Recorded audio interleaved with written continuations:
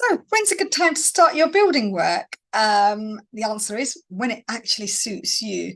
Traditionally, it used to be that building work always used to sort of take place in the summer months. And what we've found in the last sort of 10 to 15 years is that actually it doesn't really matter when you start the building work, as long as it works around your personal timeline. And by that, I mean, typically, and why has it changed really? But typically, it's partly because in the summer, traditionally, the builders used to work through the summer months and then go away in the winter months. And as what we found in the last, particularly in the last few years, is that a lot of the building teams stop working in the summer themselves because they're also going on their summer holidays with their families. And we find that actually building work slows down, particularly in the school summer holiday period, to the extent that some of our build teams actually shut up shop for 3 weeks. So their entire building force take those 3 weeks off and then they come back after that. So there's no sort of no ideal time necessarily because of that to start. And it's not to say that the weather is always great in the summer either, because that used to dictate why people used to do it in the summer months. It is well known now that we have lots of rain in the summer, quite often quite sort of flash flooding type rain, and therefore that it shouldn't necessarily prohibit work from carrying on. Obviously if it's raining, people may not work outside, but there may well be work to do inside.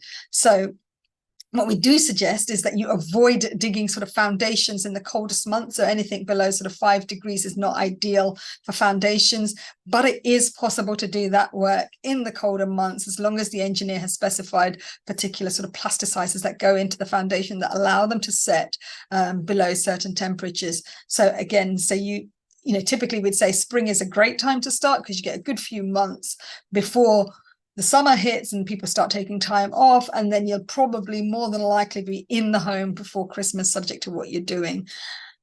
Christmas is probably a point to avoid as a deadline for the works to finish. And I know we're talking here specifically about work starting, but the reason we try and avoid a Christmas deadline is because, again, it's a point in the year where everybody is winding down. And so you'll be chasing people endlessly to try and get them to fit your kitchen and a workshop and things like that, and actually be really frustrated and stressed in the run up to what is supposed to be a nice time of year. And actually, we found that moving that deadline to January just means that you enjoy your Christmas, but equally the build work is getting done properly to a high standard without those kind of like niggles that get left behind if everybody is rushing at that particular time, particularly because the days are shorter. You don't get such great light for painting and that sort of stuff, which is normally the stuff that happens at the end of a project. So we tend to say categorically, avoid the Christmas deadline. If you need to, push it into January, and it's likely to be a far better end result. But yeah, going back to when your building works can start pretty much when it suits you. So if you've got young children having exams and you want to avoid starting to kind of disrupt them, then factor that in. Ultimately your build team should be able to start around when you want them to start, subject to their availability and their time frame. So book it in at a time that suits you.